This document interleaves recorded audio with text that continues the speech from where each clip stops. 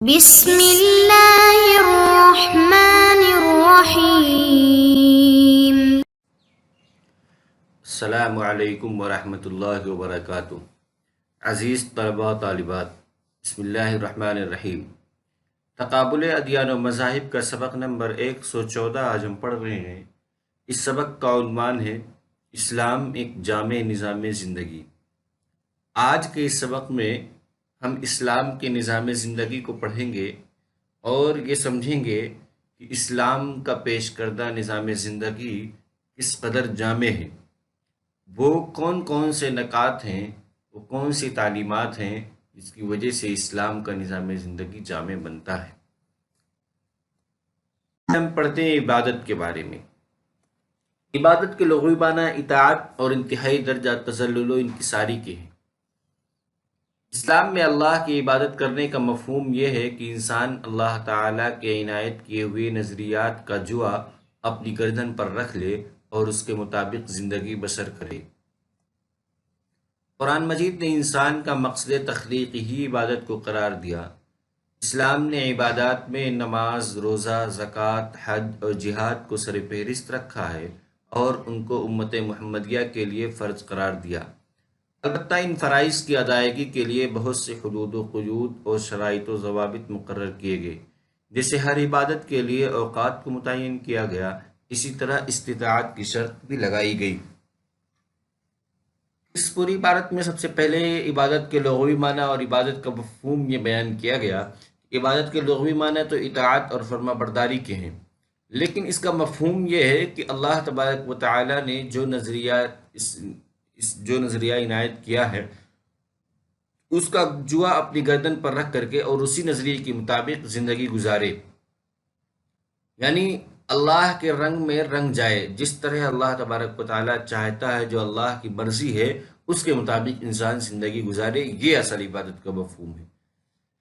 اس کے علاوہ اسلام میں کچھ اعمال ہیں جو عبادت کے زمرے میں آتے ہیں اور ان میں نماز، روزہ، زکوٰۃ، حج اور جہاد یہ بڑی عبادات میں شمار ہوتے ہیں۔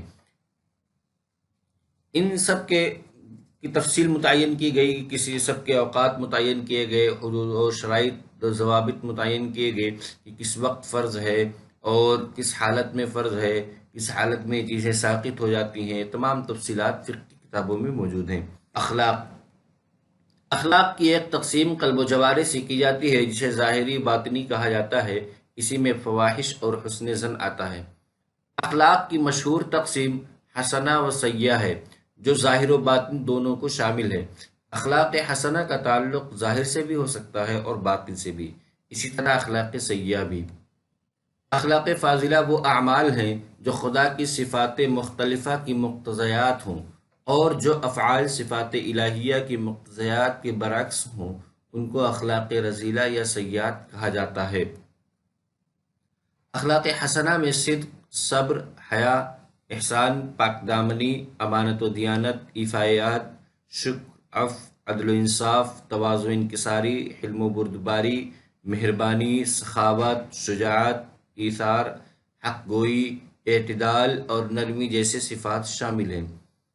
اخلاق سیئہ میں جھوٹ، وعدہ خلافی، خیانت، غرور، حسد، خودستائی، غیبت، تمسخر، بدظنی، بخل، بہتان، چغلخوری، ظلم، منافقت، خوشامد، فحش گوئی، ریا، حرص و طمع، غیظ و غضب اور عیب لگانے جیسے صفات شامل ہیں۔ اخلاق کی مشہور تقسیم تو حسنہ اور سیئہ، اخلاق حسنہ اور اخلاق سیئہ، لیکن اس کے علاوہ اس کو ایک ظاہری اور باطنی سے بھی اس کی تقسیم کی جاتی ہے کہ اخلاق ظاہری اور اخلاق باطنی، یعنی وہ اخلاق چاہے وہ اخلاق حسنہ ہو چاہے اخلاق سیئہ ہو، اگر ان کا تعلق ظاہر سے ہے تو اسے اخلاق ظاہری کہیں گے، اگر ان کا تعلق باطن سے ہے یعنی دل سے ہے تو اس کو اخلاق باطنی کہتے ہیں۔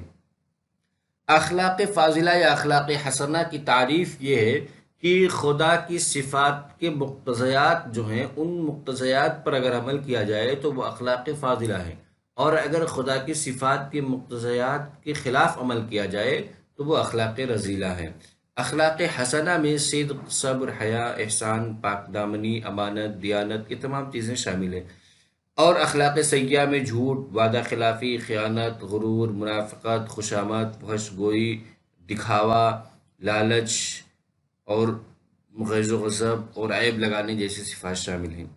معاشرت، باہمی زندگی بسر کرنے کا نام معاشرہ ہے۔ اسلام نے معاشرے کو ترقی کے راستے پر چلانے اور امن کی فضا قائم کرنے کے لیے چند بنیادی اصول مقرر کیے ہیں جو درج ذیل ہیں۔ نمبر 1، مساوات۔ حجۃ الوداع کے موقع پر رسول اللہ صلی اللہ علیہ وسلم نے فرمایا، لوگو، بے شک تمہارا رب ایک ہے اور بے شک تمہارا باپ ایک ہے۔ ہاں، عربی کو عجمی پر اور عجمی کو عربی پر، سرخ کو سیاہ پر اور سیاہ کو سرخ پر کوئی فضیلت نہیں مگر تقوی کے سبب سے، یعنی بحیثیت تمام انسان برابر ہے۔ نمبر 2، اخوت۔ سورۃ الحجرات آیت نمبر 10 میں ہے، سب مومن بھائی بھائی ہیں۔ نمبر 3، اتحاد و اتفاق۔ سورہ آل عمران میں ہے، اور سب کے سب اللہ کی رسی کو مضبوط پکڑ لو اور تفرقہ نہ کرو۔ نمبر عدل و انصاف۔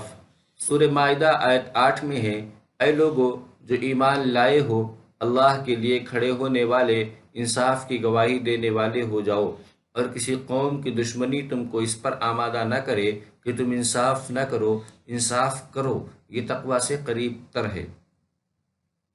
نمبر 5، جان، مال اور آبرو کی حرمت۔ رسول کریم صلی اللہ علیہ وسلم نے فرمایا، تمہاری جانیں اور تمہارے مال اور تمہاری آبروئیں ویسی ہی حرمت رکھتی ہیں جیسے آج کے دن یعنی حجۃ الوداع کی حرمت ہے۔ نمبر 6، مذہبی آزادی۔ قرآن میں ہے، لا اکراہ فی الدین، یعنی دین میں کسی قسم کی کوئی زور و زبردستی نہیں، یعنی زبردستی کسی کو اسلام میں داخل نہیں کیا جا سکتا، بلکہ اس کو جو جس مذہب پہ وہ عمل کر رہا ہے اس کو مذہب کی آزادی دی جائے کہ اس پر عمل کرے۔ ہاں، اسلام کی تعلیمات اس کے سامنے پیش کی جائیں، اسلام کی دعوت پیش کی جائے، اگر اس کا دل مطمئن ہو پھر وہ اسلام قبول کرے، اگر یعنی دل سے مسلمان ہو، کسی کی پریشر اور کسی کے دباؤ میں مسلمان نہ ہو۔ نمبر 7، ملکیت میں دوسروں کا حق۔ سورہ زاریات میں ہے، اور ان کے مالوں میں سوالی اور نہ مانگنے والے محتاج کا حق، یعنی مانگنے اور نہ مانگنے والے دونوں اگر محتاج ہیں تو اس کا حق ہے۔ نمبر 8، غلام نہ بنایا جائے۔ آپ صلی اللہ علیہ وسلم نے فرمایا، برے ہیں وہ لوگ جو آدمیوں کو فروخت کرتے ہیں۔ نمبر 9، ذمہ داری کا احساس۔ حدیث میں ہے، کلکم راع وکلکم مسئول عن رعیتہ، ہر شخص نگراں ہے اور ہر شخص سے اس کی نگرانی، اس کی ذمہ داری کے بارے میں سوال کیا جائے گا۔ نمبر 10، تکریم انسانیت۔ سورہ بنی اسرائیل آیت 70 میں ہے، یقیناً ہم نے بنی آدم کی تکریم کی، وَلَقَدْ كَرَّمْنَا بَنِي آدم۔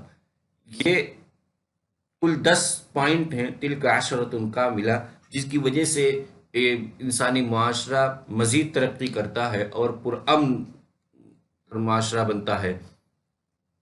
سیاست۔ اسلام کا یہ بنیادی عقیدہ ہے کہ حقیقی حاکمیت کا سرچشمہ اللہ تعالیٰ کی ذات ہے اور انسان اس کا نائب ہے۔ سورہ یوسف آیت 40 میں ہے، اللہ کے سوا کسی کی حکومت نہیں۔ خلافت کی 2 قسمیں ہیں، خلافت خاصہ اور خلافت عامہ۔ خلافت خاصہ، اللہ تعالیٰ جب کسی انسان کو لوگوں کی ہدایت کے لیے مامور کرتا ہے تو وہ انسان خلافت خاصہ کا حامل ہوتا ہے۔ خلافت عامہ، جب کوئی مامور وفات پا جائے تو اس کے مشن کو چلانے کے لیے اس کا نائب خلافت عامہ کا حامل ہوتا ہے۔ اس سے پتہ چلا کہ محمد عربی صلی اللہ علیہ وسلم کے بعد تمام خلفاء کو خلافت عامہ حاصل تھی، نہ کہ خلافت خاصہ، یعنی اصل حاکمیت اور اصل حکم تو اللہ کا ہے، ان الحکم الا للہ۔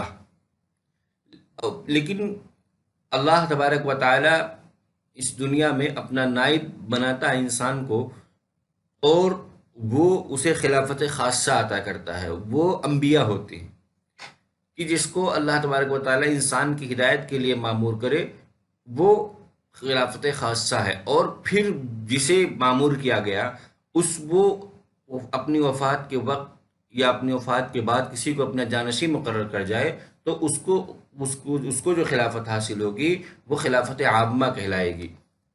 خلیفہ میں درج ذیل اوصاف کا پایا جانا ضروری ہے۔ نمبر 1، متقی۔ سورہ حجرات آیت 13 میں ہے، ان اکرمکم عند اللہ اتقاکم، کہ تم میں سب سے معزز وہ لوگ ہیں اللہ کے نزدیک جو تم میں سب سے زیادہ متقی ہوں۔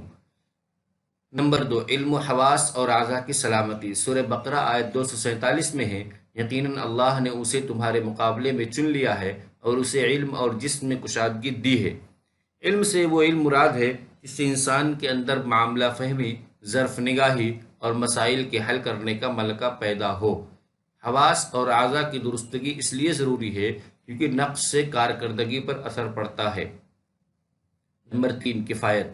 کفایت سے مراد سیاست حاضرہ اور زمانے کے تقاضوں کو اچھی طرح جاننا ہے۔ نمبر 4، امین۔ حضرت یوسف علیہ السلام نے کہا اجعلنی علی خزائن الارض، پھر اس کی وجہ آپ نے بتائی کہ انی امین کا لفظ استعمال کیا کہ میں امین ہوں، امانت داری کی صفت چونکہ آپ کے اندر تھی اس لیے آپ نے خود اس عہدے کا مطالبہ کیا۔ دنیا میں رائج دو قسم کے اقتصادی نظام، سرمایہ داری اور اشتراکیت میں افراط و تفریط پایا جاتا ہے۔ اس کے برعکس اسلام نے اعتدال کی راہ اختیار کی۔ اسلام نہ تو سرمایہ دارانہ نظام کی طرح بے قید ملکیت کا حامی ہے اور نہ اشتراکیت کی طرح تمام حقوق ملکیت حکومت کے حوالے کرتا ہے۔ اسلام نے چند پابندیوں کے ساتھ ذاتی ملکیت کو تسلیم کیا ہے۔ سورہ نساء آیت نمبر 32 میں کہا گیا، مردوں کا حصہ ہے جو وہ کمائے اور عورتوں کا حصہ ہے جو وہ کمائیں۔ ایسی اشیاء جو افاد عام کے لیے ضروری ہوں اور جن پر انفرادی ملکیت ہو جانے کی وجہ سے افراد تنگی اور تکلیف محسوس کریں، ان کو اجتماعی ملکیت قرار دیا جائے گا۔ عورت کا مقام۔ اسلام نے عورت کے حقوق بیان کر کے اس کو معاشرے میں وہ مقام بلند دیا کہ وہ بھی معاشرے کا فرد سمجھی جانے لگی۔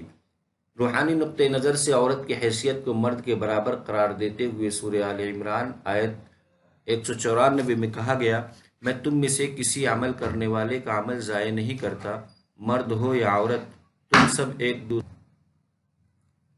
مادی لحاظ سے بھی عورت کے حقوق کو مرد کے برابر قرار دیا گیا۔ سورہ نساء آیت 32 میں ہے،